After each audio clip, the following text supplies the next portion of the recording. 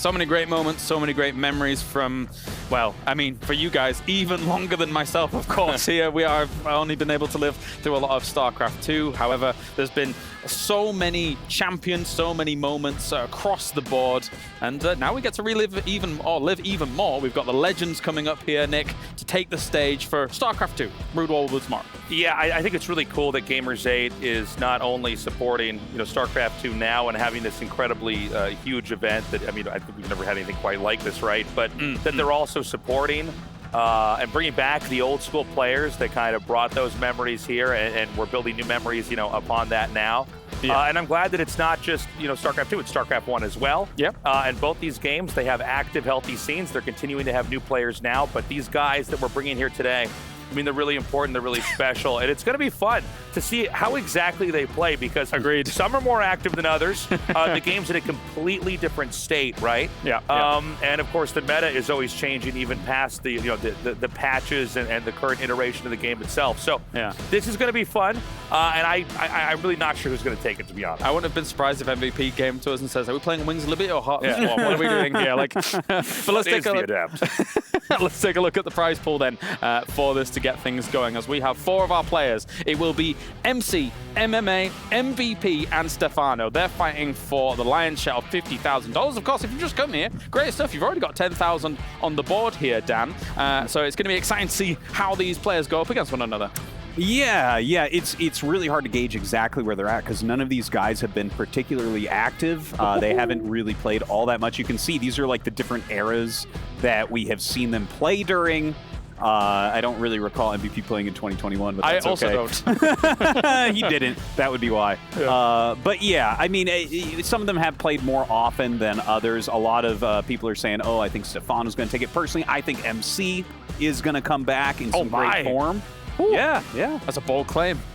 Well, that's what I do up here. That's what I'm paid for. Yeah, that's good. That's good. I like that. I like that a lot. But yeah, when I started off today, it dawned on me suddenly that this is actually a run back of WCS Europe. All of these guys, 2013, 2014, all the Koreans came over to Europe, played there. Stefano was one of the only guys that was able to put up a fight against them here, Nick. So I'm actually in a dream world right now. This is a weird state for me. It is wild seeing MVP here. That is, I mean, we were like just basically for a couple of years just following MVP around the world, watching him win every single tournament. Yeah. And he stopped pretty quickly. He was having issues with his wrist. He retired, and until we were here at Gamers8, I had not seen him since then. So it's so cool to have him back as well. Right. And, I'm very curious to see what kind of condition he's going to be in. Surreal to see them at breakfast. I said it on the first desk, but okay, let's take a look at the brackets. That's first, because I was actually taken aback slightly by what we're showing next, because it's going to be also very interesting. It's MC going up against MMA, and then Stefano versus MVP. Fun fact, these 2 matches were finals in WCS Europe back in the day. I mean, I'm saying that, but actually I need to frame this even bigger, Dan, because these are people like MC and MVP, multiple-time GSL champions in the early days, which speaks massive volumes. These 2, MC and MVP especially, crafted the way we look at StarCraft 2 in the early days. Oh, absolutely. Like, their records stood for so long. In fact, no one's won as a Protoss player more GSLs than MC to this day. Yeah. And it took years and years and years for anyone to catch up to MVP. So, I mean, these guys are the original GOATs. They were the best of their races way back in the day. And they actually did have pretty long careers, to be honest. Like, these guys were still playing top-level play up into 2014. Yeah, they were. They were. All right. I've never been more excited for the map pool graphic. Because normally I'm just like, yeah, whatever. Give it to me. Okay, here's the maps we are playing. This is a throwback. Remember, it's best of 5s. We have Belshire Vestige, Cloud Kingdom, Daybreak, Frost, Golden Wall, a bit newer, Sejong Station, and Overgrowth here, Nick. This is, wow. Where are we? It's funny because I don't know about many of the other casters out there, but I personally have always been a little bit fuzzy on maps, or I gotta even playing remastered right now. Sometimes I'm like, which map is this? It's not until I get in there that I see it, but I'm looking at these and I'm like, oh my god, it's not the names, but the shapes of the map and the memories that are coming back. And I'm kind of glad we're actually doing maps like this instead of just using like the more modern maps that we have here, because maps are really what make StarCraft what is actually so great, and you can reinvent maps and change the meta. So to put them back in the ecosystem, the environment that they were already playing pretty well in, but with the new version of the game, that's going to be pretty cool. I wanted to throw them into the meat grinder. I wanted to throw them scrap station, Zelnaga just the most ridiculous stuff. But I mean, if you look at Daybreak, for example, this map was synonymous with someone like Stefano. If you think about his max roach timings back then, when everyone was starting with 6 workers and stuff like that, he made this map his own. So, Dan, this is going to be awesome. This is our first match, actually, though. It's MC going up against MMA. Let's focus on that here because it's the first match. yeah, and actually, I think that this is going to be a fantastic match. I know both these guys have been practicing really, really hard for this. In fact, I asked MMA, you guys might end up seeing an interview of it, but I asked him about this, like, how good are you right now? He's like, oh, I want to hide that for now, okay? So he got really excited when he did get invited to this tournament and has been putting in that time. MC, he's been very active, actually. He went back to Brood War, and he's a very high-ranked Protoss player in that. Yeah, so he hasn't left RTS, really. He's been around, he's been playing, so he actually is my pick because of that. I think he's going to be, very sharp in his play. Keeping his mechanics up and things like that. Yeah, I mean, I think it's important to know, it's not the same game, but I mean, if you're going to be active in that, you're going to be, your hands are going to be, feeling nimble. You're going to have the ability to kind of look at the game and still kind of get that feel for it. I think MC may be favored here. MMA, it's nothing but question marks for me. I just don't know where he's at. And a lot of times players will say, oh, I want to hide it, or maybe I'm not that active, and in fact, they're in very good shape. Yeah, this is, again, like watching these two kind of converse with one another and go for the map veto. This is a little bit surreal, but here we are. I am really excited that we actually got to even just enable this happening more than anything. Because again, guys like MC, who was literally just a god at the game back then. I mean, one thing that really defined MC, especially against Terran, honestly, Dan, back then, was just sheer intense timing attacks. It was just never ending. I'm going to hit you with this army that I've perfectly crafted, blast you down, and get the win.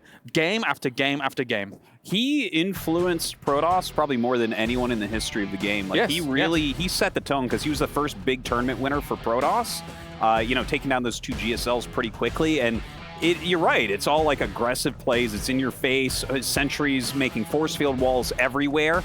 And, like, that's how Protoss was played for years and years and years until Rain came along and made a different style for it. But, like, the guy is... You can't think of a more legendary Protoss than him. Yeah, definitely. I saw the map vetoes and what we're actually going to see. It looks like Overgrowth, Cloud Kingdom, and then Belshir Vestige for the first 3. So they're the guarantees to start things off. Cloud Kingdom, it's actually funny now that I think about it, because Cloud Kingdom also kind of inspired a lot of the maps that we have today as well. They're very similar layouts, just slightly bigger, Nick, than the kind of Cloud Kingdom and how it sits. So, I mean, it's going to be great to watch Cloud Kingdom too. It's going to be fun to see it on there, and I'm glad you pointed that out, because right when StarCraft 2 came out, we didn't really know like the right size of the maps, or that's true. The right geography, the architecture. You're right; they were too small to start things off, and then we found out that the Queen was too fast. Anyways, no matter how big the map was, it's still too good, Nick. It's still, it's still sure. We can all agree on that. It was nerfed from being the greatest unit in all of RTS to being one of the greatest units in all of the RTSs.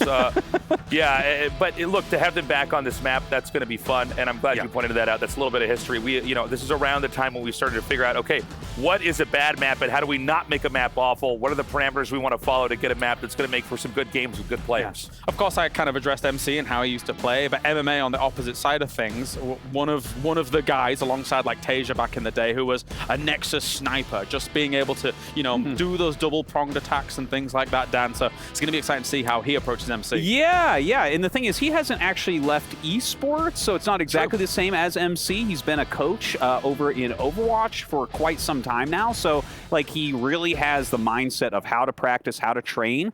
And like I said, he told me that, he has been training since this came up. He really started putting time and effort into it.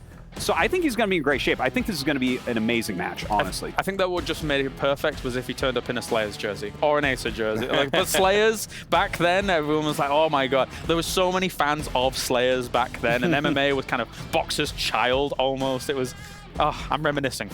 I know, it was crazy because StarCraft 1 felt so old back then, and StarCraft 2 just started, and now here we are, it's like, 12, 13 years later, and we're back doing it all over again. I don't know. This is so exciting.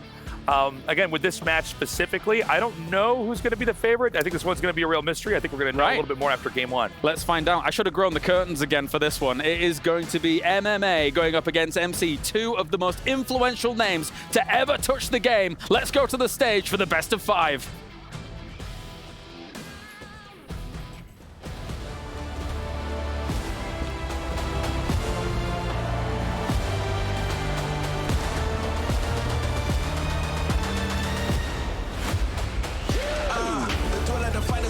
My night. With every win we ascend a new heights. I'm sharpening my skills and I focus my mind. The pie nice in the heart of a line. A battle with pride is a matter of time. I become the most greatest, the victory's mine. We reach for the cup, and attention is up. In the city area, everybody's getting hot. It's not about luck, it's simple the skills that we got in the national scores from all over the globe. Are you ready to show from off the spot?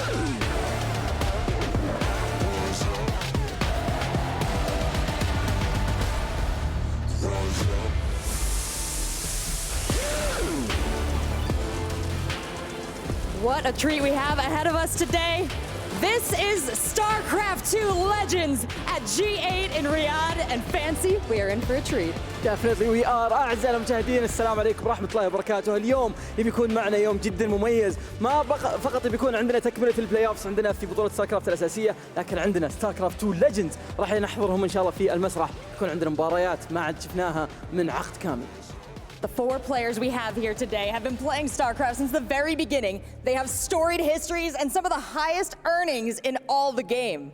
في خلال الفترة الماضية شاهدنا كمية أبطال جديدة يطلعون على عالم ستاركرافت، ولكن الأبطال الأساسيين الليجندز اللي احنا نتكلم عنهم راح نشهدهم اليوم في المسرح. هذول يعتبرون من أكثر الناس المؤثرين في عالم ستاركرافت، من أكثر الناس اللي كسبوا مبالغ جدا ضخمة في عالم ستاركرافت.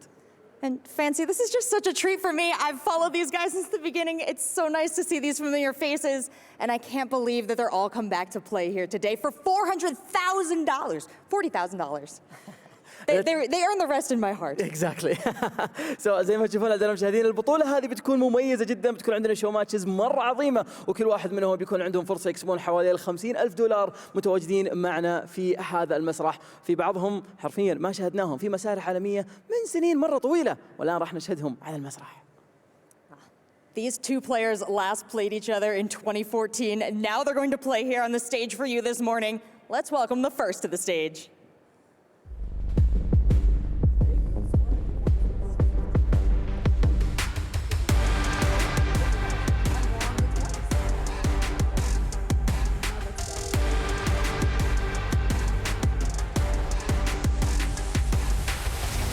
The legend, MMA!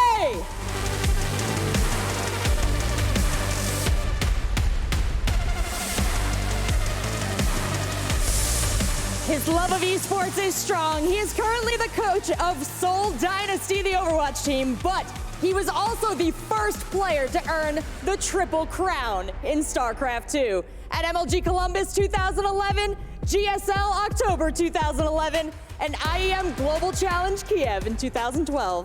كمية البطولات اللي كسبها MMA صراحة لستة جدا جدا طويلة، لكن في آخر مرة شاهدناه في مسرح عالمي يكسب بطولة كان في الIEM الجلوبال اللي شاهدنا فيه في عام 2011، قدر يحصل على بطل البطولة هذه. ولكن بنفس الوقت MMA هو حاليا مدرب لفريق داينستي أو سول داينستي اللي من أفضل الفرق العالمية، فالشخص هذا من أحد المؤسسين لعالم الإي سبورتس في العالم، واليوم شايفينه هنا في المسرح في الرياض، لكن خصمه يعتبر من أكبر الليجندز اللي معنا في عالم ستاركرافت. خلونا نرحب فيه.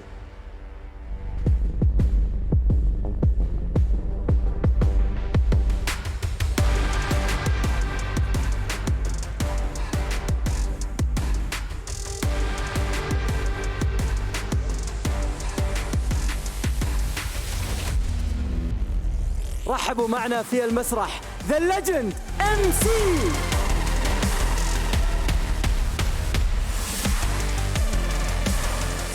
MC من أفضل اللاعبين اللي تواجدوا معنا في عالم الإي سبورتس، زيادة على كذا من أفضل اللاعبين اللي لمسوا لعبة ستاركرافت 2، خصوصاً أنه هو من اللاعبين اللي يعتبرون من أكثر الناس الأرنينجز في عالم ستاركرافت بالكامل، حاصل على بطولات عالمية، والآن راح نشهد إن شاء الله في مباراة ما شاهدناها من عام 2011 تخيل أن المباراة هذه لها سنين جدا طويلة ما بعد شاهدناها مرة واحدة فقط في عام 2014 تقريبا عقد كامل عن اللي راح نشهده اليوم. MC, the boss toss, you know him, you love him, whether it's for his excellent celebrations after a victory, his beautiful singing voice, or his incredible pro toss play. He was the second player, in fact, to earn a triple crown in the game as well, hot on MMA's heels. After a 2010 Sony Ericsson SC2 Open, a Red Bull Battlegrounds in Austin in 2012, and Home Story Cup 4 to round it out. زي ما احنا عارفين كل اللي موجودين عندنا الآن في المسرح اثنينهم ترى يحصلون على 3 بطولات عالمية في عالم ستار كرافت، فالآن راح نشهدهم ونشوف شو ممكن يسوونه في هذا الشو ماتش اللي صراحة أي أحد يتابع عالم ستار كرافت راح يكون جدا مستمتع في هذه المباراة. MC, MMA, would you join us center stage to shake hands?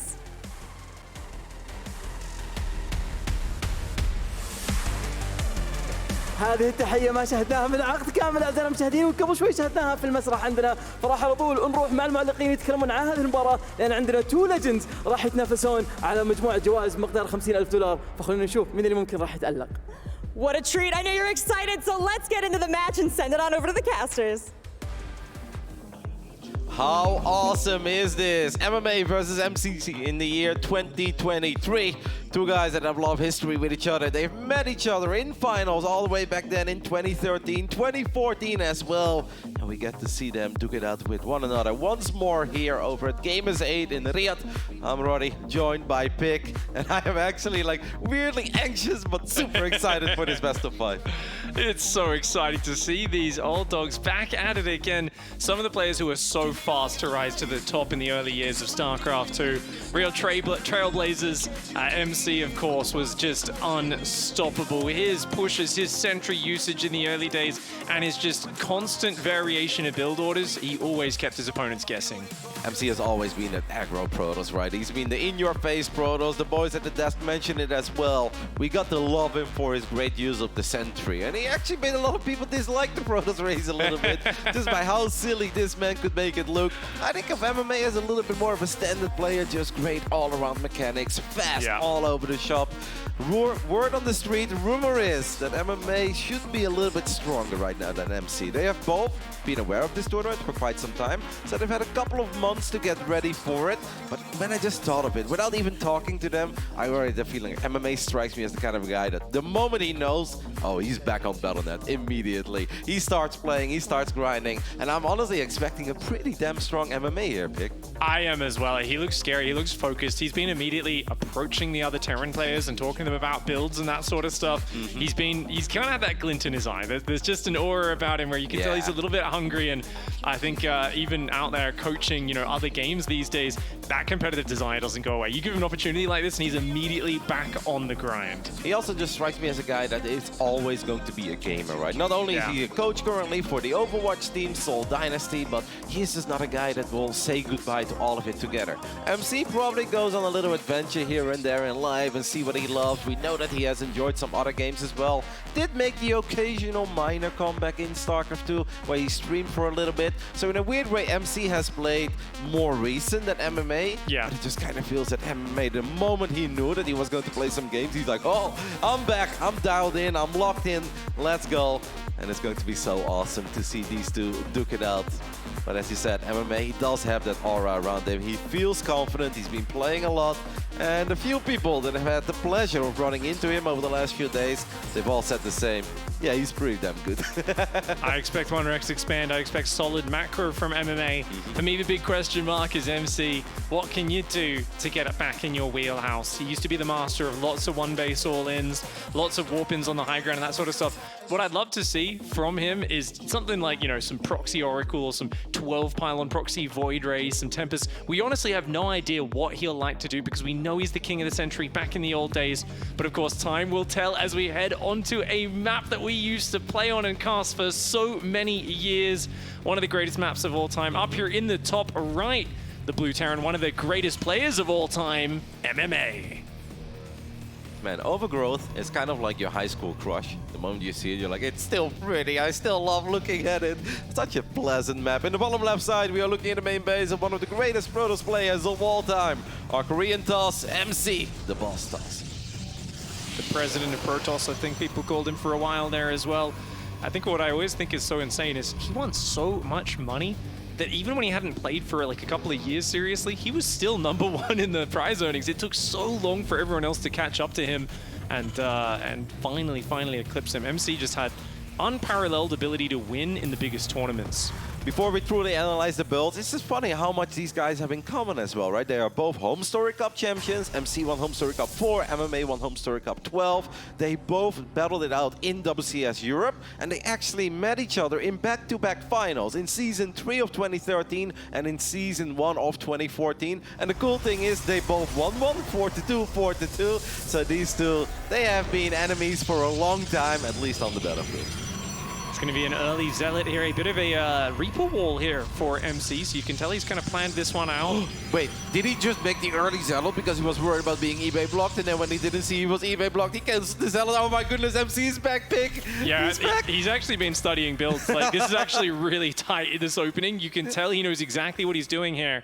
And, you know, there's some whispers saying, oh, maybe he's not going to be as in practice, but that build order looks tight so far. I like the skipping scouting. That's tryhard, man. Like, that's not something. Oh, no, this is what MaxPax does, man. This is like high-level Protoss. He's also actually skipped the scout, which makes sense, because MMA, you know, is going to usually open up a bit more defensive. That being said, it's not the Wonder-X expand that I expected. We've actually got a double gas opening, a quick factory coming out, and that command center will be going down in the low ground. I even love the weird route that he took, and this probe is going to show up at a pretty picture-perfect moment, because the Reaper is on the other side of the map right now. That probe should start working on the SCV MC. This is a missed opportunity because there is nothing here that can actually target down that probe. So that would actually delay the CC a little bit on the side of MMA. I'm absolutely enjoying what I see so far out of our Bastos.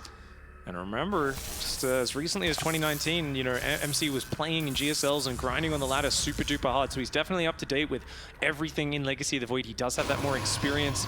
We'll see if MMA's grinding can make up for it. A Stargate kind of walling off the natural there, and lots of Hellions and Reapers on the way. You got to be careful against this much Reaper Hellion coming out. MMA could kill a lot of probes if you're not careful. Yeah, this definitely seems that MMA has been talking to a couple of the Terrans, and they're like, hey, what's a good opening, you know, where I can just be in the face of a Protoss play? And they're like, well, you can open up with multiple Reapers and Hellions, just kind of YOLO them in and see what you can get. And if MC is not able to get a proper wall up, if he does not get a battery, he's actually in danger of losing a lot of workers very early on. And this Adept's going to stumble into the Reaper Alien of the Watchtower. A bad start here for MC. Gets caught out, and it does not have time to shade. Oh, actually, it does just barely, but it's basically removed from the battlefield. There's only 2 Stalkers right now to defend. That is not enough to hold on. Oh, he does know how to... Yeah, okay, he's got it. He's got it. The Wall-off's up.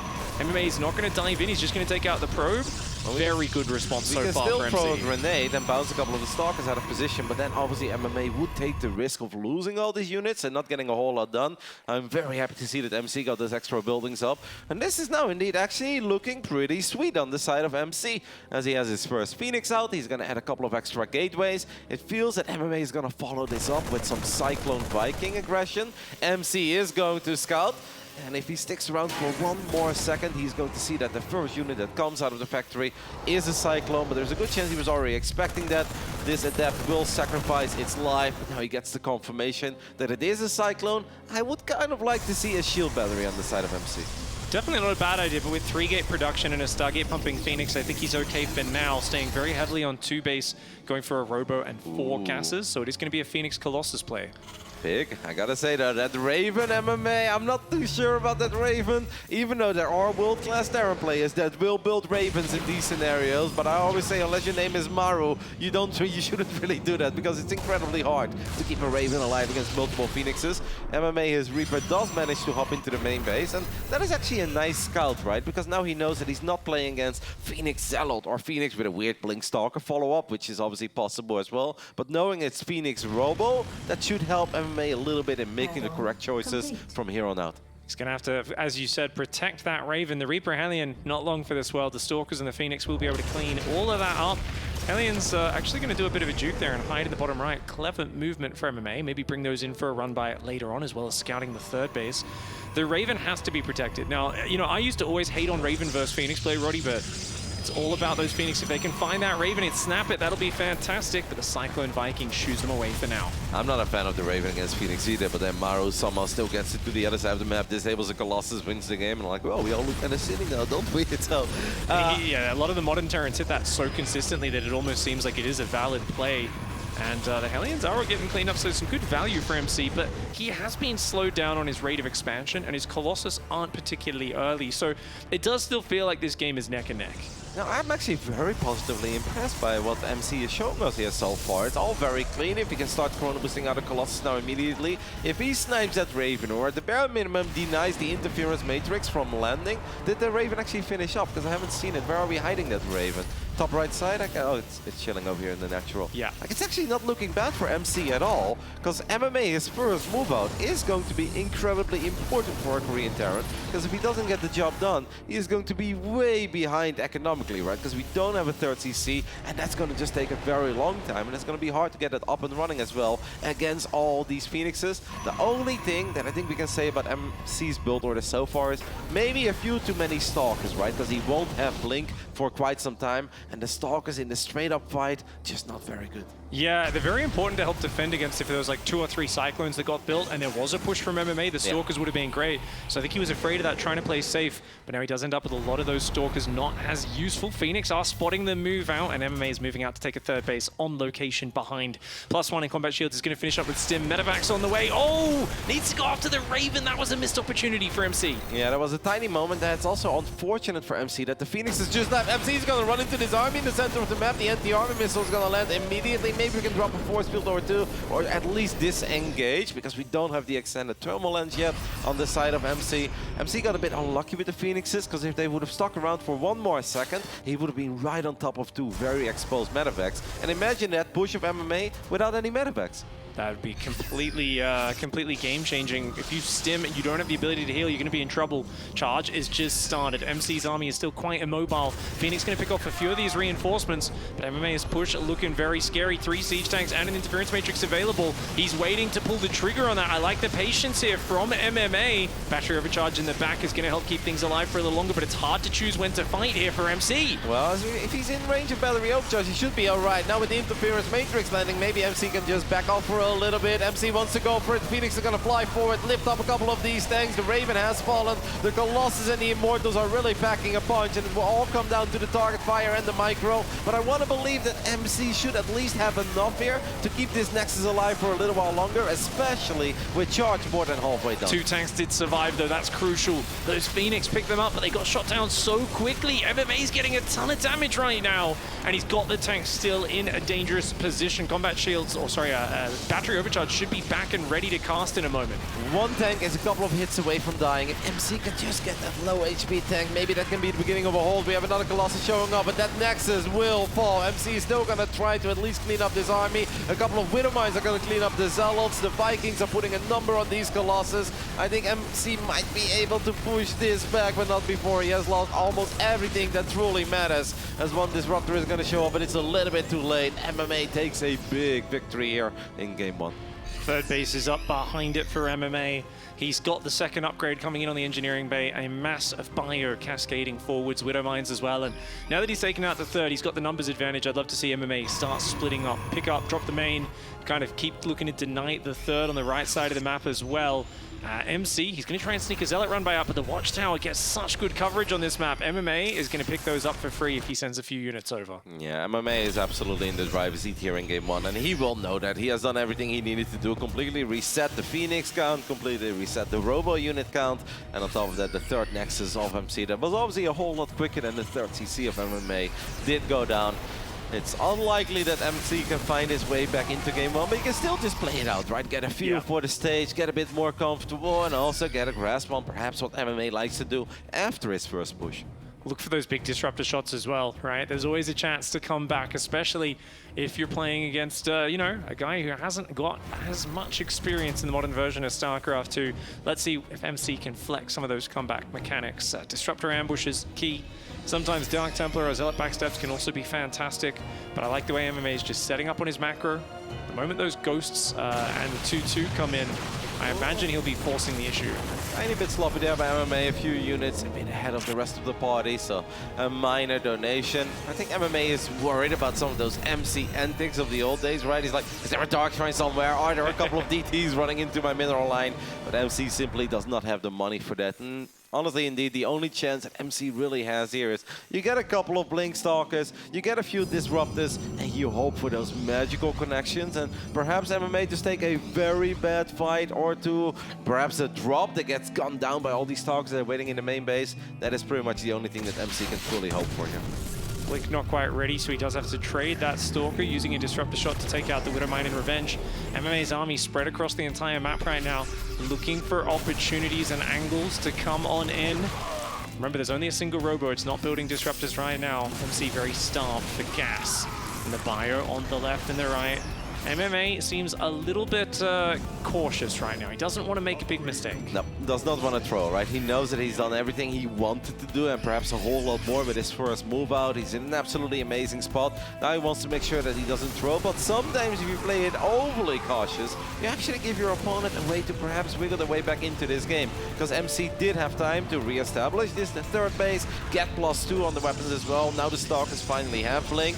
This is going to be perhaps somewhat tricky for MMA after all, even though he's got way more. He's setting up a very beautiful engagement. He's coming in from 2 angles. A couple of the Purification Novas are flying towards the Terran army, but MMA has overwhelming numbers here in Game 1. The Marauders will do their thing, and that should absolutely be GG here in Game 1. That was a beautiful setup on that fight for MMA. I actually love that MC tried to get a flanking Disruptor from the left, but it only barely clipped MMA's army, and he needed, of course, a huge shot to get himself back in there. MMA pouncing very well. It was before his upgrades finished, but it didn't matter. It was the right time, numbers-wise, with the spread of the armies and the surround. MMA shows that he's still got the chops to make it happen. That is a beautiful engagement, man. I think a lot of people watching is like, this guy hasn't played StarCraft in years, and he can still set up engagements like that. Oh yes, MMA getting the dub here, but I think that Game 1 was still pretty close and competitive, because there was a pretty epic fight around that third Nexus, and at one moment it did look like MC just barely had enough units to stabilize, wait for that extra Colossus to show up, get 1 or 2 more hits off on those tanks. Like, it was close. And I think if MC can find a little more value out of all those Phoenixes, because they did have a lot of energy, and they were a little timid, right? Like, the MC from old was always the in-your-face. He was not afraid to fly in there, lift every single SCV he could find, die for that Raven as well. Because the first 6 minutes, it actually all went very sweet for MC. It's just that I think he kind of mishandled this big push. The Phoenixes were a bit ahead of the party, and MMA with excellent target fire just gunned them down immediately with the Marines. It's always such a hard position to be in, because you've just started charge as the push arrives. Buying 100 seconds of time is nearly impossible. But if you've already let them siege up in a good position, it feels like you'd actually be better as MC ambushing that first push before it gets sieged up. Hard call to make. MMA there with a fantastic opening, and does manage to just overwhelm in the end, even landing the Vikings to support on the ground. It's impressive to see the amount of work these players have put in. You can see the build orders are tight, the defense was good. Neither of them got any big advantages until that first push paid off. It was awesome as well to have a little chat with MMA earlier this morning. I asked him, have you been watching like the StarCraft 2 tournament so far? I don't know, how are you enjoying it? And he's like, yeah. He's like, the game looks awesome. And he's like, so fast. And he's like, but it looks very cool. And then I asked him, it's like, how's your own experience been? What do you think of the matchups right now? And he's like, oh, pretty good, pretty fun. I was like, okay, and how are you doing? He's like, against Protoss, so-so. Against Terran, good. Against Xur, really good. I was like, all right, love to hear it. As we have loaded into our second map here at the SC2 Legends tournament, it is the beautiful Cloud Kingdom. This really does bring the memories back as well. On the bottom left side, the man who has taken the 1-0 lead here in this best of 5, our Korean Terran, MMA.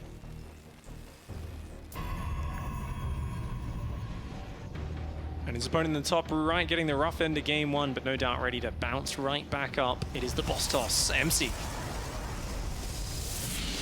MC had a good build. MC had a good idea of what he was going up against. I feel like he was heading in the right direction. The only thing that I missed a little bit was that craziness, the recklessness that we love MC for, because there were some moments for these Phoenixes to find a few pickups, and also, I guess we were a bit too Stalker heavy, right? That's one thing that we can absolutely mention. MC made a lot of Stalkers, but with the build that he went for, Phoenix and the Robo, it takes a very long time until you have Blink. And Stalkers without Blink, they just don't really do a whole lot for you. No, they do not, Roddy, but interesting change up of gears here. Goes to the double gas pressure opening game 1, does MMA. Now he's going for a hidden second proxy barracks. This looks a lot like secret marauders with Marines railing across from the barracks at home. And MC's not scouting 2 games in a row.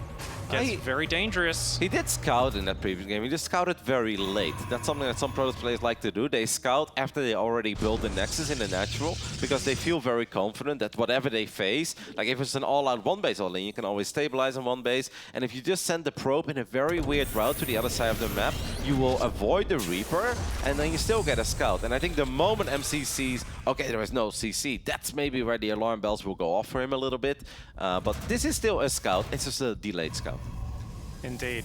He's not going to have any heads up of what's happening until he gets to the other side of the map, but hopefully we'll give him time to prepare. Ideally, you want to get a shield battery and some stalkers out on your natural expansion as soon as possible. Sees a Marine moving out, and the Marine actually doesn't stop the probe. This is bad for MMA. That probe's going to get a full scout. Yep, that probe is going to see there is no second barracks in the main base. There is no command center over here on the high ground. So at this point, it's either a very weird hidden expand or there is another production facility out on the map. What MC really needs to do is build a shield battery ASAP, and that is exactly what he's doing. And I also love that he's going into Stalkers, because the Stalkers have more micro potential now. This adept is important though, and it's nice to get the confirmation it's Marauders, but it's still a unit you absolutely want to keep alive, but he will keep it alive. The SCV actually kills the probe back on the other side of the map. Nice picture-in-picture there. The adept could get that SCV and stop the bunkers. You can't get caught too far away from the shield battery though. With a Stalker out and an adept, it looks like this push has already been shut down. MMA is going to need to back out of this, and definitely don't want to throw any units away for free. MC is even going to get a second battery there, showing a lot of respect, and I don't really hate it. Second pylon as well, does not want to lose that pylon that's powering those shield batteries. Is MMA researching Stim on the tech lab that's out on the map? Yeah, that is a mad dog choice, but you know what? The earlier you start it, the more chance of you being able to finish it. It's hard for MC to push out and punish this. And MC, he's paused probing for a long time now. He's still not building any probes, Rotterdam. He thinks this might be a big all-in attack, but MMA is swapping back into economy. And because of that, it does feel like there's not really much of an economic lead for MC. Yeah, the Nexus is up and running though, right? And he's building 2 probes at a time right now. And that command center on the other side of the map is not quite done yet, but you're definitely spot on pick. It could have been bigger for MC. MC could have had an 8 or a 10 worker lead, but I can't really blame the man for showing a lot of respect to scouting the 2 barracks opening and knowing units are being rallied into your natural. He's playing it safe, and we can't really fault him for that. Well, the thing is, if you're forced to build a big army for safety, you can always turn that into counter-aggression, which is why I would have loved to see a Warp Prism here after the first Immortal. He's going for a second Immortal, and I really feel that if you can get a Prism, go drop an Immortal and 2 Stalkers. That's really hard for MMA to deal with for the next minute or so. What I would love to see is maybe the Robo Bay. And then you can also go for the speed upgrade on the Warp Prism. Imagine a Speed Prism and a Colossus here, and that's something that MC has found some success with in the old days as well. For now, very defensive. MMA has taken away his map control.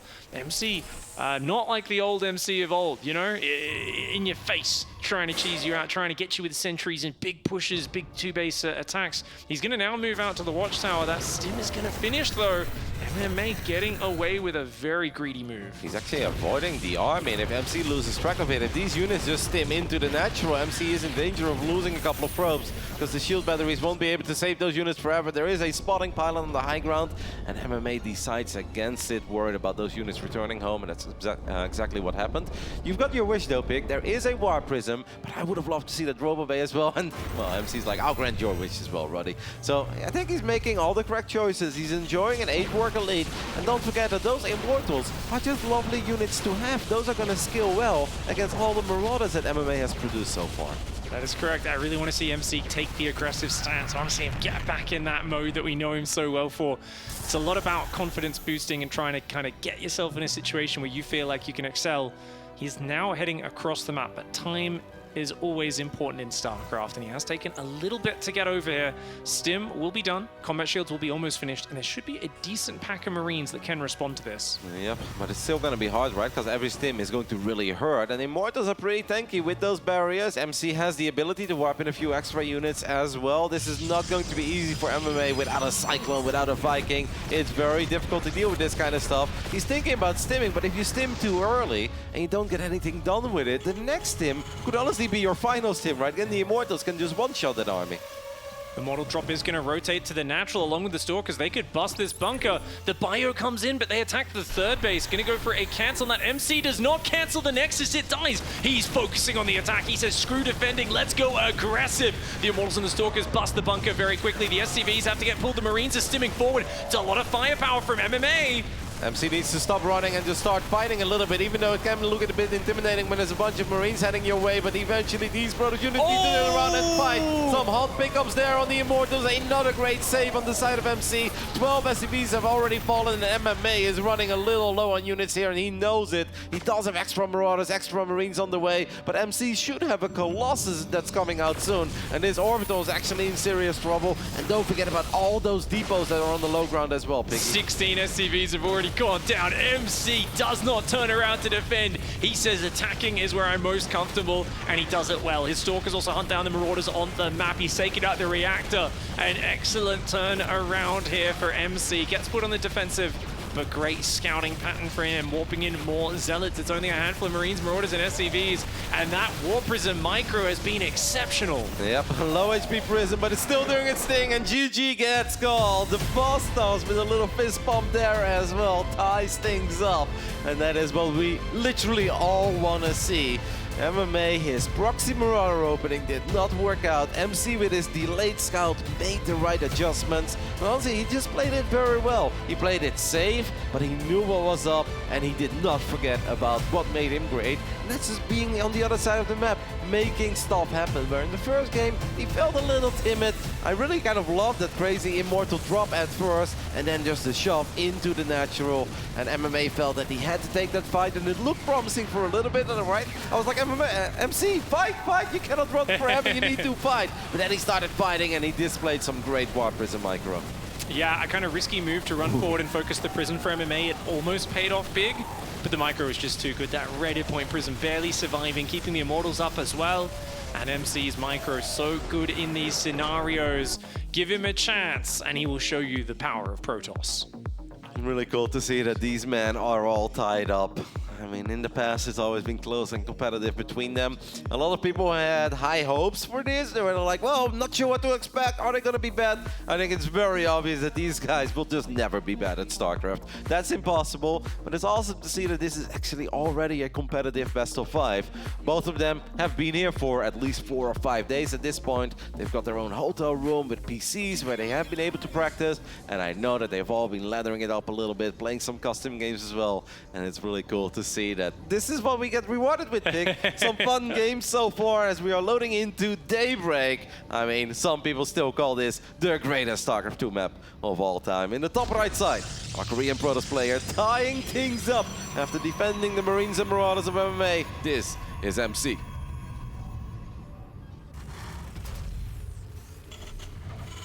And his opponent in the bottom left side of the map going for a gas first, really changing up his build order every single game. Love to see it. It's MMA. I've got mixed feelings about this map, Rotterdam. We've seen some amazing games over the years. We've seen weird stalemates with it split down the middle, but I think this match, TVP between these two, very unlikely to get to that point. Do you think it favors either side? You're really putting me on the spot here, Pig. I'm like staring at it and thinking about it. I'm like, literally, it's been so long since I've seen a TVP on this map. I'm like, I have no idea. I was like, am I analyzing Daybreak right now in the year 2023? Like, what's happening? I feel like it should favor Terran a little bit, right? With all the airspace over there, you can get some proper multitasking going. It feels that going up to 3 bases is difficult here as a Protoss. Like 2 base, you'll be fine, but we know in Legacy of the Void, a Protoss cannot really stay on 2 bases forever. There aren't really great 2 base all-ins, so I kind of feel the moment that MC spreads himself thin across 3 bases, like if you look, let's say he takes the base at 3 o'clock. Imagine defending that, defending your natural and your main base at the same time. That feels there's like a whole lot of surface area to cover. Yeah. Man, I forgot the bases used to be so wide open. There'd be such drop space in the main. You've got so much there's gaps between those bases to cover as well. I actually think something like a Phoenix charge lot style could be very good if MMA hasn't really seen much of that. Yep. What I would love to see that from MC. If I was his coach, I'd be like, all right, you still obviously have some great mechanics, but maybe we don't know the timings of certain complicated builds, and maybe the Disruptor won't be your best friend. But a Phoenix charged opening, that is something that MC will 100% still be able to execute at a very high level, and it's just damn good. You can win fights, you can smack down harassment, and you can really create all the momentum in the world for you. And especially on a map like this, with that amount of dead airspace next to the main, yeah, I think a Stargate opener going Phoenix Zealot once more would be great. But MC does not agree with us, and he's going to drop down the Twilight Council. So 3 games as well, 3 completely different openings for MC. Yeah, this is exciting. I love to see it. You know, sometimes you expect to see a player just kind of say, okay, this is the opening I'm comfortable with. I'll start with the same first 4 or 5 minutes, and then I'll go off in different directions. But they really are mixing things up. Adept's going to come in that SCV. Will it finish the command center in time? Yes, it will, just barely. But the Adept does get an SCV, takes it down, which is nice. Hellions and Marines pumping out right now. Reaper evades the Stalker in the middle of the map. Both players very focused, and it's amazing to see just how evenly matched they look. MC is going to queue up Blink, and he's going to Chrono Boost it immediately as well. Reaper is going to perhaps try to get a probe, but the Stalker, actually some good movement as well on the side of MC, checking the Zelnaga Watchtower, bringing it back to the natural. They're really not giving a lot of freebies to one another so far. That's something that a lot of fans expect. It's like, oh, it's probably going to be fun, but really sloppy. Well, I don't really see them make any like super obvious errors where it's like, okay, they lost units where they're not supposed to lose them. MMA properly babysitting his Reaper. He's active with it, doesn't want to throw it away, and MC making sure he doesn't randomly lose a probe. Very tight so far. No big openings to be taken advantage of. Second and third gateway for MC are coming in, and the Robo goes down. So it's a bit of a later Robo. He won't have super early scouting, but he's going to have plenty of unit production available. This double Widow Mine drop goes across for MMA. You can expect the extra barracks coming in momentarily. Very solid openings on both sides. Yep. Should be fine for MC if you can just keep tabs of that medevac.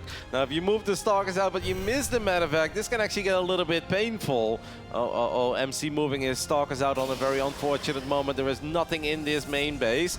Now, the Widow Mines is obviously very hit or miss. How much will they get? But one thing is certain, they will find a few probes here. That is inevitable. MC is not pulling the probes away. That means that he's ending up losing 8 probes to the first 2 Widow Mines. That is a big problem. Reaper comes in as well to distract. MMA doing things very nicely. Stalkers are attacking the natural, actually. He actually gets a bunker cancelled. Stim's not done just yet. These Stalkers could do some pretty nice damage. There's no ramp on this expansion. MC wants to get some counter damage, and he wants it right now. Yep, until MMA gets his tank out, this is honestly going to be a little bit uncomfortable, but the Stalkers are forced to run away from that auto turret. The medevac took a few extra hits from one Stalker that was just roaming the map, and that means that MMA is playing a risky game, but he's doing a very good job avoiding them. The Stalkers are back in the natural. I think he just, oh no, he got a few Marines on the retreat there. Thought the Raven went down, but looks like the Stalker's getting great value.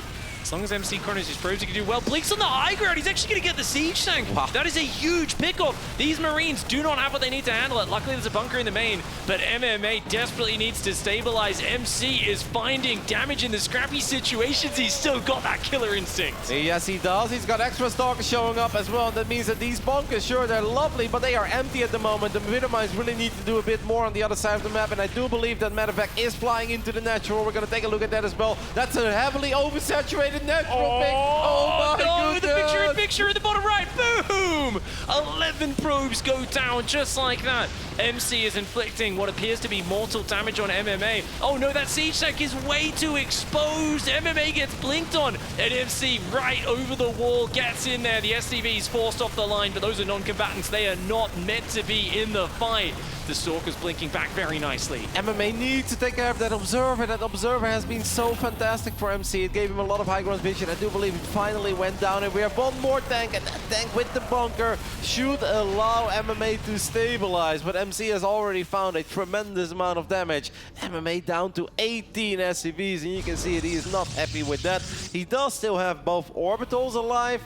MC at this point is going to drop a third Nexus. He's going to queue up charge as well. He is making all the correct choices, and he has given himself an amazing position here in Game 3 on Daybreak. MMA cancelling Stim to just get a bit more money, trying to build Marines, tanks. He's not even rebooting SCVs, but the Stalker onslaught will continue. MC realizes he's got the numbers advantage, and Stalker's fighting SCVs in 2 sides of his base. MMA does not have the material to hold this off. MC showing that killer instinct. The boss toss is back. The boss toss is in the lead here in the opening series of the SC2 Legends tournament, and that is definitely a surprise to many of us. And MMA is going to be kicking himself for not just having an earlier bunker there, Pig. His life would have been perfectly fine if he just had a bunker in his natural, had a couple of Marines inside of it. Then these first 4 or 5 Stalkers of MC, they can't really do a whole lot. And we gotta give kudos to MC for being as decisive as he was the very first time he got the first tank, right? Because that basically allowed the doors always to be open for follow-up aggression and follow-up crazy blinks. And I didn't even think that he could ever get that first tank. No, I mean, the modern lesson in PvT these days for the Terrans is keep your tanks further back than you ever think it should be. It's always hide it in the back and then wait till you get a second siege tank. And as long as you keep the tanks alive, you can stop the blink stalkers. But if you're not able to, I mean, this quick 3-gate blink was so effective. And even though the Widow Mines weren't handled too well by MC, it was his decisiveness on the front that meant it didn't matter. Getting in there and just ripping MMA apart. That first tank kill is so crazy because he only had like 5 Stalkers there, and a couple of them were already low on HP from that skirmish with the auto turret and the Marines. MMA lost that game because he did not have a bunker initially. If he would have had a single bunker in his natural, his life would have been so easy. He would have been in a fantastic economic spot, and then MC cannot just go for that tank the way he did because the Marine count would have been way higher. MMA lost 10+ Marines against the Stalkers, just freely kiting those boys. Way too greedy and getting, of course, the punish off for it. We are now going into Belshire Vestige, a famous map of years past. This man down here only needs one more game to progress to the finals. It's the boss toss MC. This is so cool watching these guys. In the top left side of Belshire, we're looking at the main base of the man that a lot of people had their eyes on of potentially winning it all, but he's down 1-2 in his opening series of the tournament. It's our Korean legend, MMA. He's going to have to stay very focused and no more room for error. Needs to win back-to-back maps to get himself through. Yep. One thing that we basically always did in the early days of StarCraft is that you pull SCVs by the time you feel like you need them. But Terran players have really evolved over the years, and in this day and age, if Terran players know that Stalkers are sharking around the natural or the main base, they don't pull the SCVs by the time the Stalkers blink in. The SCVs are ready. So if Stalkers blink forward, you can immediately repair them. They are basically not mining, which feels a little bit odd, right? Because you want to see your workers do what they are supposed to do, but sometimes it's just better to have them in the right spot immediately so that repair can kick in a whole lot quicker. Especially if you've got a Widow Mine drop popping off, doing big damage to start. You know the Protoss is in your face with Stalkers. They're desperately trying to get counter damage. You can almost rely on them trying to shove in. So pulling a few SCVs off the line, ready to repair tanks and bunkers, or even to engage and kind of block the Stalkers from moving, can be very effective. MC does enjoy this opening, scouting after the Nexus and the low ground pylon. And it's a similar matchup to game 1, where it's the double gas for MMA. Yeah, I love it. I actually like to play PvT like this myself as well, and I always thought, like, I know I stole it from someone, but I forgot who, and it could very well be MC. That I looked at him after all these years, and I was like, yeah, this is nice. It keeps the probe at home a little bit longer, so you get a few extra trips to those mineral patches, and you should still be able to get a good scout. The downside of it is that you often lose your probe, but now at least this is still a scout. You saw the Reaper, you know what's up, you saw there wasn't a CC yet, obviously if you click it all the way in. So sure, you lose a probe, but you also kept it at home a little bit longer, and you're still able to get the 1-gate fast expand set up very quickly. So I like it, and it's fun to see MC still enjoying it as well after all these years. Indeed. Reaper's going to try to jump on in. Adept is ready and waiting for it. Does quickly pull back. MMA has shown very good management of his Reaper. We haven't seen them getting thrown away too easily. Does gain information that the Nexus is down. Twilight Council for MC again. So looks like Blink is the flavor of the day. This map should have a few pretty good areas to blink up into that main base. I believe every single map from this era has that. 2014 was a dark time for defending Blink as Terran, man. And then eventually they were like, all right, floating mothership core. Terrans are like, no, they don't even need a robo anymore for high ground vision. Yeah, they all do. Oh, MC loved that mothership core back in the day. He would abuse his opponents with it, fly in and always land those vicious time warps. Adepts are going to be chasing after those Reapers. Looks like he's happy to sacrifice them as MMA for now. Gets a probe, but only one. Pretty good defense by MMA, unless the Hellion's in there. Hellion is in the natural, but only gets a single worker as well. So yeah, that really wasn't all that hot for MMA. 3 units going down for only 2 workers. I'm not sure if MC now immediately wants to run to the other side of the map, but this is definitely a map where he could just go for some good old 4 gateway blink stalker aggression, and it's going to be difficult for MMA to deal with that.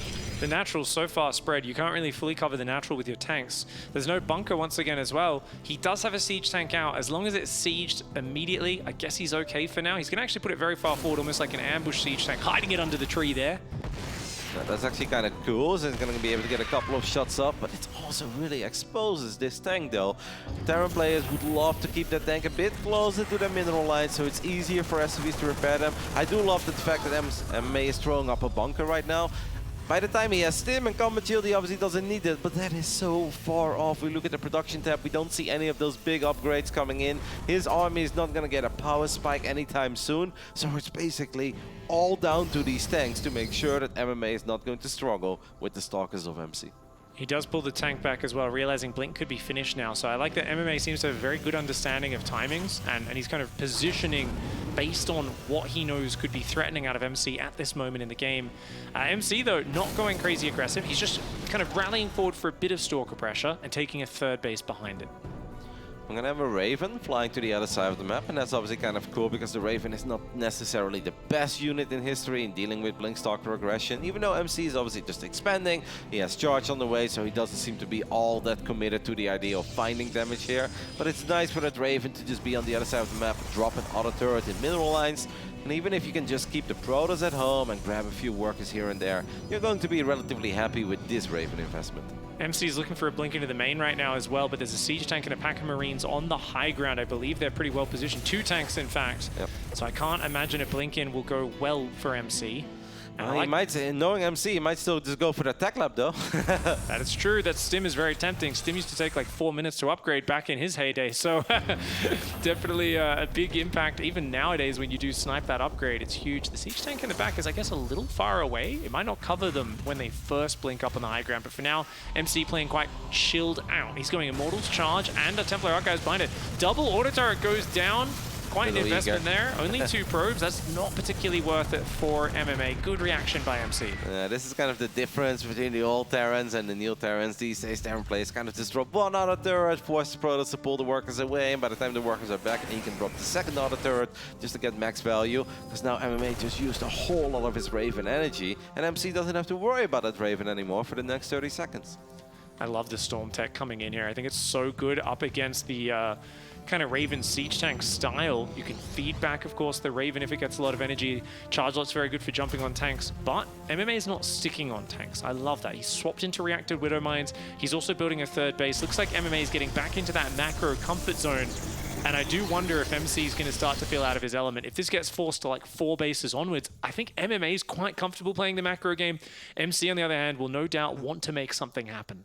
Yeah, but I do still trust MC's ability to control a couple of Stalkers, Zealots, and Storm, though. That's something that he has found a lot of success with throughout his career, as he's going to kite these units as well, shave off a couple of the Marines before they make it to the other side of the map.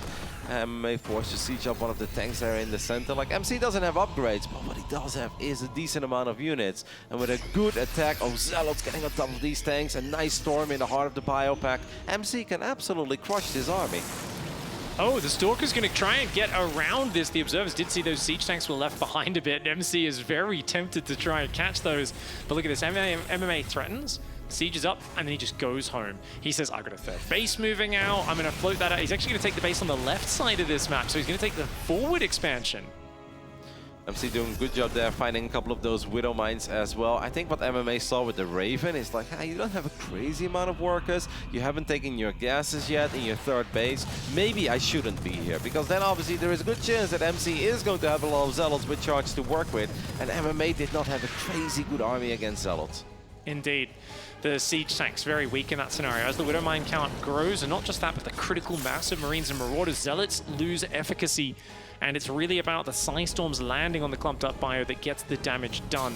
the double forge, the second Robo, the Robo Bay. MC is trying to make a very dangerous transition from what was an early mid-game army to a proper late game. That is a risky move, by the way, because there were a couple of observers out. But MMA loads up 4 medevacs, full of bio units, couple of Widow Mines in the mix as well. And he's going to try to send everything into the main base of MC. MC's got his first tiny Zealot run by. This one shouldn't be able to do a whole lot. We're going to take a look at the main army of MC, though. Where are all those units? Most of it is between the natural and the third base, and that means it's not necessarily in the correct position. But we do have recall. That's a quick recall for MC. MMA might be trapping himself, but no High Templar in the recall, Roddy. But it's enough units anyway. I still think it's a good defense here for MC. That was an impressive reaction time from the boss toss. Unfortunately, he gets an empty medevac there, but you're spot on. Battery overcharge was used immediately. The recall was there as well. And even if he didn't land any storms, he had more than enough units. Just unfortunate for MC there that the Stalkers targeted one of the medevacs that was empty. It's hard sometimes to keep track of where the units are, because that could have gone a whole lot worse for MMA. MMA does get out without getting punished too hard, and he's got an armory on the way now. Upgrades are slowly catching up for the Protoss player. Dead even on workers, which is usually good for Terran, but the armies are close enough that this could still go either way. And don't forget that it's Storm and double Robo. Like, Protoss players do not want to be down in workers, but if they've got Storm and double Robo and double Forge, then it's like, well, actually, then it's not all that bad, right, against basic bio units. If anything, I think people would say that this would favor the Protoss, even though MC does still need to chill, because it really does come down to the Storms, but he's gonna land in very early Storm. They look very dramatic. They weren't all that great in the end. The full energy Raven does go down, though, so that's a big loss on the side of MMA, and a couple of Zealots are going to down on SCVs in the main base of MMA as well. MMA is rallying his army to his third base, and that's making it very hard to defend those Zealot run-bys. If MC picks up on this, he should get a Prism out there. He should be constantly hitting that natural with Zealots, because that's very difficult for MMA to deal with right now. For now, MC is doing a really good job. There we go. Zealots down the right. He's got to stall this push out on the left. He's got to buy time. If he can get 4 Colossus and extended thermal lance, his army spikes up in power massively. Well, yep, 1-1 upgrades as well at this point for both players as MMA loads up a couple of these Widow Mines and he's going to try to send it into the main base. Earlier we had 2-3 Zealots. You know, that's annoying for MMA, but he was able to deal with it with extra units that came out of these barracks. Seems that MC picked up on that medevac as well that was going to try to fly into the main base, and MC shuts this one down too. And things are honestly starting to look a little bit grim for MMA because MC, his army, is just evolving better. It's getting bigger, double Robo, double Forge, extended thermal lens is about to finish up, and these Zealots are having a field day in the natural of MMA. Yeah, MC picked up on the fact that MMA was struggling to deal with just a handful of Zealots that ran in earlier. MMA, I'm not sure if he's basically, he's got to be careful. He's sending a lot more army home now, but 16 SCVs have gone down. Now, keep in mind, that's EMP. It's bio. It's still a very scary army. But you've got a good pack of Immortals, Colossus, now Disruptors coming in as well. MC is actually building all of the tools he needs. He may only be on a 3-base 58 probe economy, but he's building an exceptional army. Yep, it's 121 army supply against 120, but MC is setting up run-by after run-by, and MMA is really going to struggle dealing with all these Zealots that are running into the natural and third. This one works out for MMA because his main army is here. It's only 2 Zealots in the end, making it into this middle line. But now there is a big Protoss army showing up in his natural. MC does need to be a bit careful because he doesn't have a Warp Prism, and Biggie, it seems like we've got a good old-fashioned TVP base trade on our hands, but a couple of Disruptors are in the mix, and they fire, and they get a couple of bio units to kick things off with. Bio can be very good in the base trade, but there's High Templar and Disruptors to worry about. Watch out for those storms coming in from the natural. He does land a couple of side storms, but MMA splits forward, says, okay, I'll sacrifice a few Marines and Marauders, does take out the High Templar threat. Wow, recalling a few units. Other ones are starting to walk home right now. MC wants to deal with this army. This is still only a few units on their own, but as the Zealots come in, all the tanks are gone. The tanks are gone. The Forges are here, powered by 1 pile. A couple of Zealots coming in. MC does still have a few Robo units left, but not too many. I don't believe there's a lot of anti-air. A couple of Vikings are doing their thing on these Colossus. MMA, it looked like he was in all sorts of trouble here in Game 4, but he's picking up a decent amount of units, but more high-tech Robo units show up on the side of MC, and that is going to be good enough to clean up the last few units that MMA had here.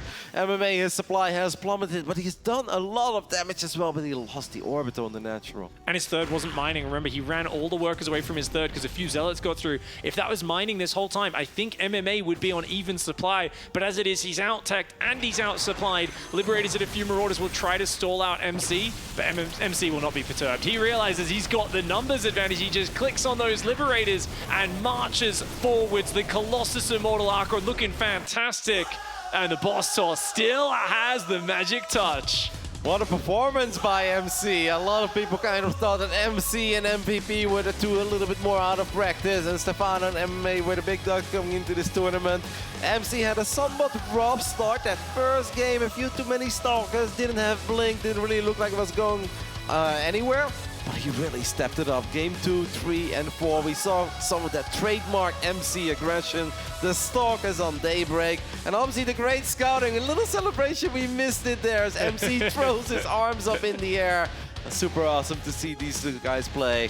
It stings for MMA, but this was an awesome best of 5, Piggy. So competitive and well fought on both sides. You can tell the players have really kind of updated themselves on the meta and the builds, and seeing it applied to the old maps is so peculiar and awesome, but these players have really shown they've still got the stuff of magic. Let's go over to the interview with the boss toss.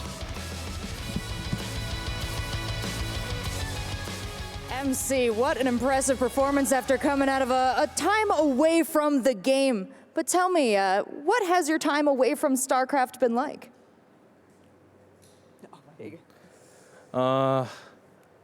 I just coached League of Legends, and I just streaming StarCraft Brood Wars, and just went to military service. Yeah, a lot of things, but I miss StarCraft too, so I'm back. Boss Toss is back. Boss Toss is back. زي ما تشوفون أعزائي المشاهدين، سؤالنا الأول كان الام سي بعد الفوز الرهيب اللي بعد فترة طويلة بعيد عن اللعبة. كنا نسأله وش سويت في السنين الماضية في خلال الفترة اللي أنت اختفيت فيها عن البروسين؟ كان الجواب يقول أنا دربت فريق ليج اوف ليجندز، وأيضا كنت أسوي ستريمينج مرة كثير وزيادة على كذا، لكن الآن جاء الوقت اللي أنا أرجع فيه وخلاص يعني الشخص اللي أنتم تعرفونه أول هو الآن رجع على المسرح. Well, tell me what your training was like. Who did you play with? Who did you practice with? Actually, all players are not playing this map pool, so just a ladder and mindset. Yeah. زي ما تشوفون سألناه السؤال الثاني نتكلم على انه كيف قدرت انك تفوز الجيم هذا، وكان يتكلم على انه هو كل الاشياء اللي كان مجهزها للمباراه هذه هو ما عارف انه MMA ما كان جاهز لها، فعشان كذا قدر انه يطبق اللي كان يبغى يطبقه وبالاخير فاز في المباراه. Well, tell me how MMA is as an opponent now. It's been a long time since you two played each other. Actually, in WCS Europe, he was my best rival, so we talk about why we first match in round 4, because we want to meet in the final. So we just got a promise, if someone win, he gonna take the champion. So yeah, I will get the champion for MMA. سألنا السؤال الأخير فعلا في المقابلة، أيضا كنا نتكلم عن موضوع MMA ويوم إنه وش الهيستوري اللي بينه وبين MC. كان يتكلم على إنه في بطولة أوروبية سابقة تقابلوا في راوند 4، وكان المفروض إنهم ما يتقابلون في الراوند هذا، إنه ودهم يتقابلون على النهائي. فيقول إنه اتفقنا إحنا مع بعض ووعدنا بعض إنه في حال واحد مننا فاز راح يكون هو اللي ياخذ البطولة بالكامل، وفعلا فاز MC وبالأخير قدر إنه ياخذ البطولة. يقول أنا أخذتها عشان MMA فقط. And Fancy, did you have a question as well? Yes, I do have one question for you. Just top of my head, did you ever think you're going to lose? Bitch, please. أعزائي المشاهدين جاء الوقت نرجع فيها للاستديو ونتكلم أكثر عن وش اللي ممكن يصير في المباراة، فخلونا على طول نروح نشوف المحللين، أكيد عندهم كلام كثير عن هذه المقابلة. The boss toss really is back. Back to you guys in the studio. I cannot believe what year is this? But MC showing that skill is eternal. He's able to take it 3-1 here in what is a surreal experience, I think, for a lot of people out there. We haven't seen this fixture for a long, long time. MC's able to take it, Nick. Not only was he able to take it, the games were pretty good. Yeah. Actually, I really didn't know what to expect here. I thought, this is going to be fun no matter what, but there could be maybe like a little bit of comedy here. Not the case at all, actually. He played very well. Yeah. And it was also true to that MC style, right? We saw these little force field dice ups. We saw some nice dives in. And it was that classic kind of boss toss aggression we all love. A lot of Blink Stalkers to boot as well. Now, in game 1, I was a bit concerned for MC, Dan. I'm going to be real, because this third base was exploited how it was hundreds of times back then. Yeah. Well, honestly, he had enough supply-wise to actually break the initial push. He just kind of messed it up. I was never scared, James. As I said, he was going to win this match. did He's say gonna that. win this So tournament. brave. Dude. Watching you guys be like, I can't believe MC won. It's like, guys, I've been doing this with you for 13 years. Like, just trust me at this point. Everything I say becomes true. But yeah, he smashed. He looked good. Yeah.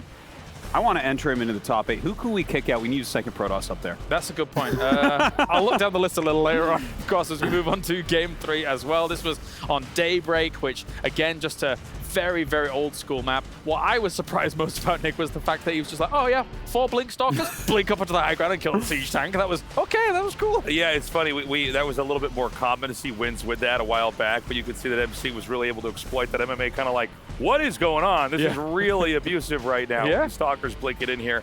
And yeah, I mean, basically, MC was in control very much of this whole game. For a little bit in this last one, it looked like MMA might take this, but at the very end, he got melted. Yeah. And it looked like his advantage basically dwindled. I mean, I think he basically committed into areas where there's like too many Colossi, there's too many Side Storms. It's good to know when to be aggressive as Terran, but it's even more important to know when to get out. I mean, I can understand why MMA tries to go for that, and there he is. All right. It's like we're back in the old days. It is the most flattering shot I've ever seen. MC being victorious. But I mean, in that last game, Dan, when you look at it, I understand where MMA goes for this. He had like, what, 2 Vikings to go up against 4 Colossi, never mind the splash of like Storm as well. There was no way he was going to win it like a direct fight. Yeah, you really do have to just kind of run around forever at that point. Yeah. But, you know, MMA did not play poorly. I just want to throw that out there. Like, he actually did play well. You can tell he's been practicing. I bet he was surprised how strong MC was, but yeah, MC looked good. I think, you know, going into this finals, it's going to be hard for whoever meets him. Yeah, and now we actually, I mean, we already have more dream fixtures on the way, but regardless of actually who goes through to the final, you can either get MC versus MVP or MC versus Stefano, which again, in terms of these like 3 names headbutting each other, I mean, even if MMA had have got through, it would have been great, but this is just storied rivalries after storied games constantly in the past. I can't believe we're going to see MVP play. That would be insane to see him back in the finals if he makes it. Yeah.